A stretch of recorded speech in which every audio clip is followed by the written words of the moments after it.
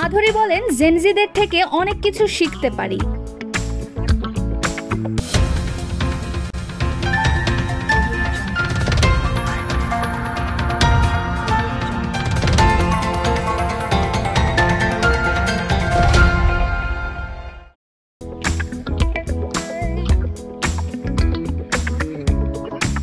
মাধুরী বলেন, জেনজিদের থেকে অনেক কিছু শিখতে পারি।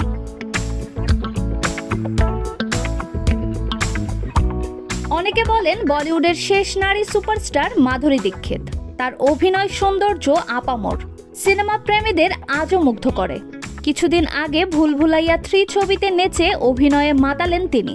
সম্প্রতি এক অনুষ্ঠানে বলিউড ও নিজের কেরিয়ার নিয়ে কিছু কথা বলেছেন মাধুরী।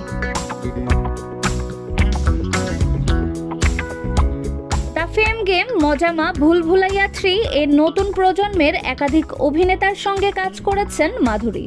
তাদের সঙ্গে কাজ করা প্রসঙ্গে অভিনেত্রীর ভাষ্য, নতুনদের সঙ্গে কাজ করা মানে নতুন অভিজ্ঞতা আর নতুন কিছু শেখা। আমি মনে করি এই প্রজন্মের অভিনেতারা কাজের প্রতি দারুণ নিবেদিত আর নিয়মানুবর্তিতার মধ্যে থাকে।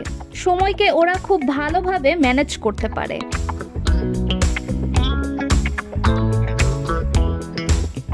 ইদানিং বলিউডে নারীকেন্দ্রিক ছবির সংখ্যা বেড়েছে।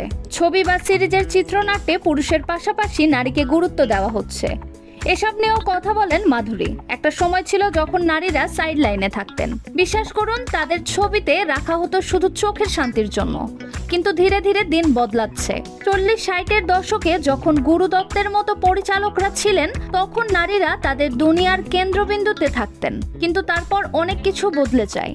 এরপর একটা সময় এলো আমরা যখন আবার পর্দায় শুধু সৌন্দর্য বৃদ্ধি করার জন্য থাকতাম। তবে 90-এ আবার বদল দেখা যায়।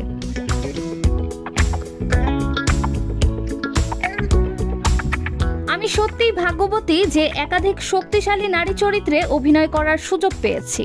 ছবি নির্মাণ সত্যিই অনিশ্চিত, কিন্তু মেয়েরা এখন ভালো ভালো চরিত্রে অভিনয়ের সুযোগ পাচ্ছেন।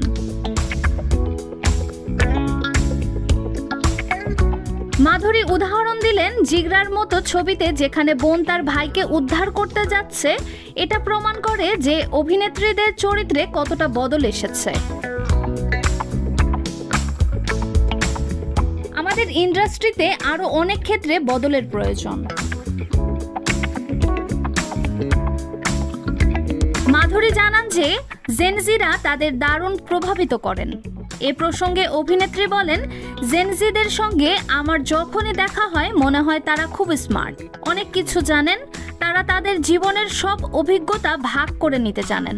সোশ্যাল মিডিয়া তাদের জন্য খুব গুরুত্বপূর্ণ।